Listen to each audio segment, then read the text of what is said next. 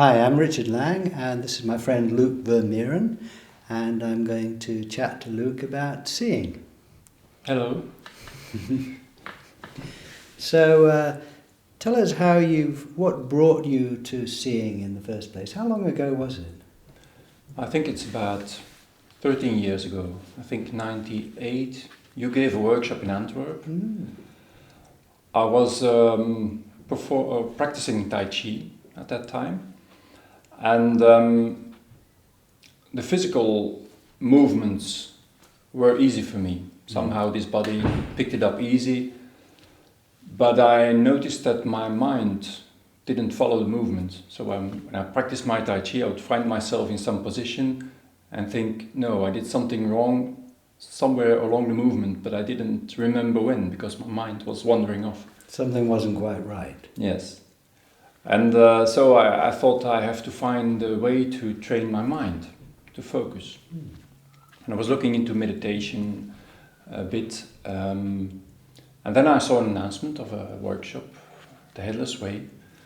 And I thought, well, if I lose my head, all the thoughts will also be gone, so my mind will be focused. That sounds good. Sounds good. Well, the first workshop I gave myself, there was, I asked the people, why did you come? And one of the women said, well, I saw a headless workshop and I thought, when my head is gone, all the thoughts will be gone.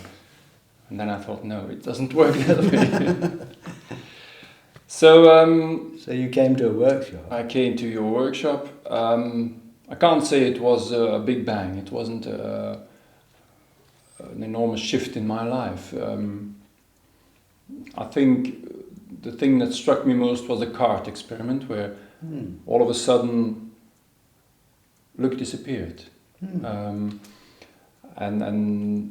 Dramatic in a quiet way. Yes. It was a feeling of freedom, of not having to act anymore, in a way.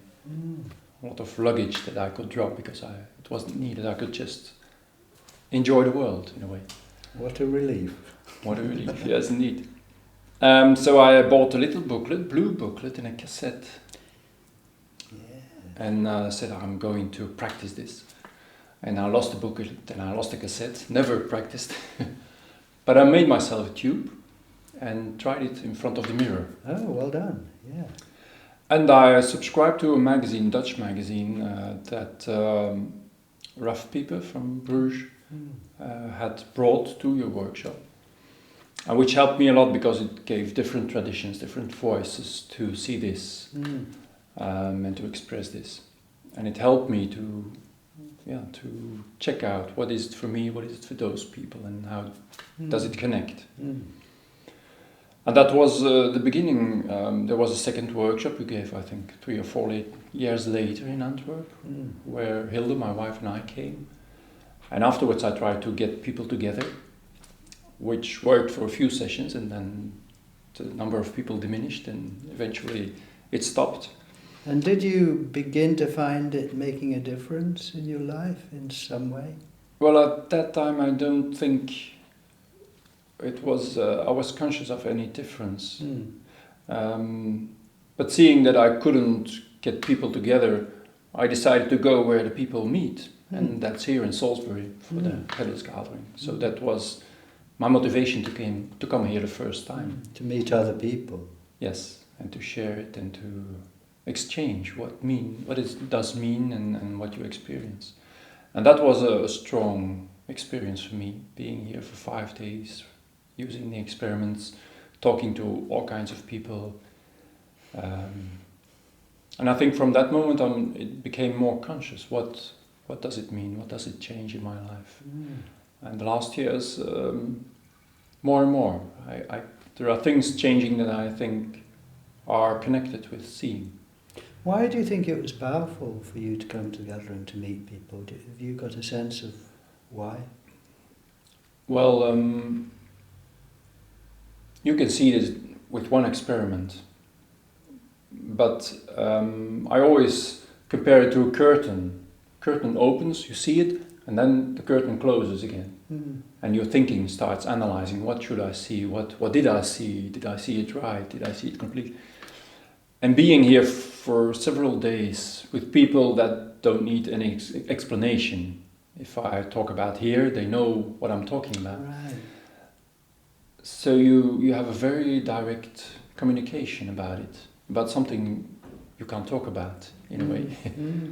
So you hear people tell their experience and their doubts and their questions. And this exchange makes me more aware of how I experience it and what it means to me. So I hear myself explain something and I think, yes, that's it. You hear yourself through your own mouth and through other mouths. Yes, yes. And in what kinds of ways do you think it's deepening in your life these days? I think one aspect is that I enjoy the world, whatever happens. People usually complain when it rains, but rain can be beautiful, and seeing the drops fall off the leaves can be a beautiful sight. So rain and the sound of the rain. So I don't have these classes anymore of what I like and what I dislike. I still have them in a way. But there is always something shining through, which makes me enjoy the world as it is at that moment. And it never rains here. It never rains, it doesn't get wet, even in the shower. And the second aspect is that I got rid of this mask. If I have contact with people, I don't feel the need to be someone, to perform in a way, people give you a label, say, you're an engineer or you're into green energy or whatever. And I can say yes and still be free to explain something else. So you can accept the label and yet you are for yourself free of it. Yes, I know it's their label. They use it on me, but here there's never a label. So I stay free of the label, accepting that for them it's easy to give the label and then they know which box I'm in. Yes. But I'm never in a box for myself. A wonderful thing, isn't it? Yes, yes. Fantastic. Face to no face is another way of putting it. Yeah. And do you find that it affects you in making decisions? Like I know you've just changed your job fairly recently, and that was quite a big change, I suppose. Does it come into that process at all, or not? Yes. I'm convinced that I don't really take any decisions. There's just something pops up. It's an occasion and you say yes or no.